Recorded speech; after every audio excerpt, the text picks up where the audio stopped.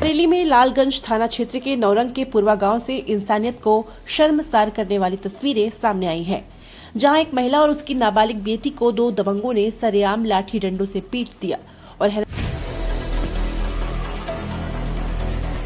की बात यह है कि ये पूरी वारदात का वीडियो सोशल मीडिया पर वायरल हो जाने के बाद भी पुलिस सिर्फ दर्शक बनी हुई है। जानकारी के मुताबिक गांव के वृंदावन यादव और पिंटू यादव का विपक्षी परिवार से जमीन का विवाद चल रहा था। इसी को लेकर दोनों आरोपी विपक्षी के मोहल्ले में पहुंच गए और गाली गलौज करने लगे। जब कृष्णा देवी और उनकी बेटी काजल रैदास ने विरोध किया तो दबंगों ने दोनों को बेरहमी से पीटना शुरू कर दिया। वीडियो में साफ दिख रहा है कि मां बेटी चीख रही हैं, रहम की गुहार लगा रही हैं, लेकिन हमलावरों के हाथ नहीं रुके। 1 महीना बीत गया पर न्याय अब भी गायब। पीड़ित महिला दर दर भटक रही है पर पुलिस की नींद अब तक नहीं टूटी।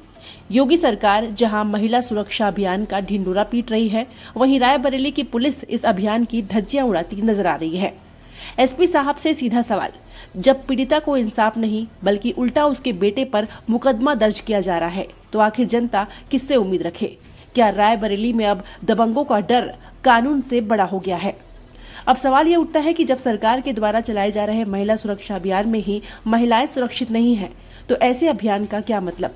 रायबरेली पुलिस की ये चुप्पी न सिर्फ शर्मनाक है बल्कि न्याय व्यवस्था पर सवालिया निशान खड़ा कर रही है। मेरा नाम कृष्णा देवी है। कौन सा गांव है ये? नौरंगपुरवा। थाना क्या लगता है? लालगंज। क्या मामला है?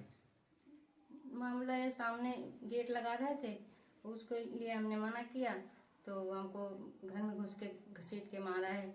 माँ बेटी थे अंदर और हम लोगों को यहाँ भी मारा, अंदर छेड़छाड़ भी किया और घसीट के ले गए, सड़क पर भी मारा, बहुत मारा, इतना मारा कि हमारा सर भी फट गया है, पसली भी टूट गई है और बहुत बुरी। आपने कहीं शिकायत की है?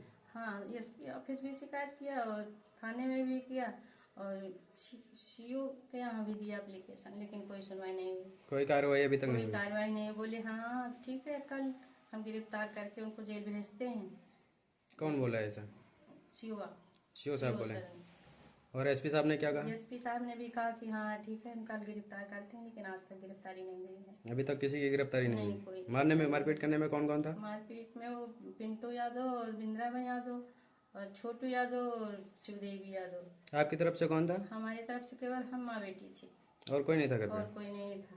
इतना मारा कि बहुत मारा, धारदार हथियार से वार किया, लाठी डंडों से, लात घूसों से।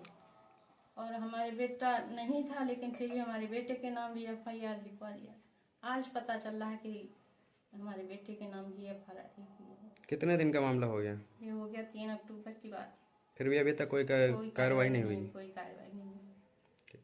मेरा नाम काजल भारती है। क्या मामला है जी मैम, हमारी मम्मी के साथ और हमारे साथ बहुत बुरी तरीके से मारपीट हुई है, गाली गलौज, और मुझे घर के अंदर घुस कर छेड़छाड़, उसके बाद बाहर ले जाकर बुरी तरीके से मारा। आपने कहीं शिकायत किया?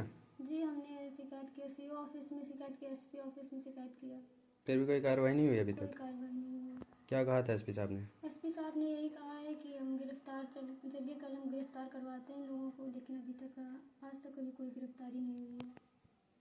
और अभी भी लगातार मतलब दबाव बनाया जा रहा है कि मुकदमा वापस ले जाए। हमारे भाई अकेला है, वो भी, उसको भी जान से मारने की धमकी दे। पापा कहीं भी जाते हैं तो उनको रास्ते में रुकवा कर कहते मुकदमा वापस ले, इस बार तो तुम्हारी माँ और बेटी बच गई जिंदा, नहीं तो तुम्हारी मम्मी और तुम्हारी बहन को जान से मार देंगे।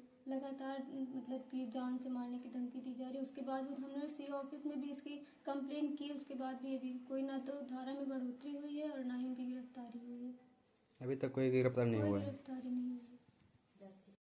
रायबरेली से रोहित यादव की ये खास रिपोर्ट।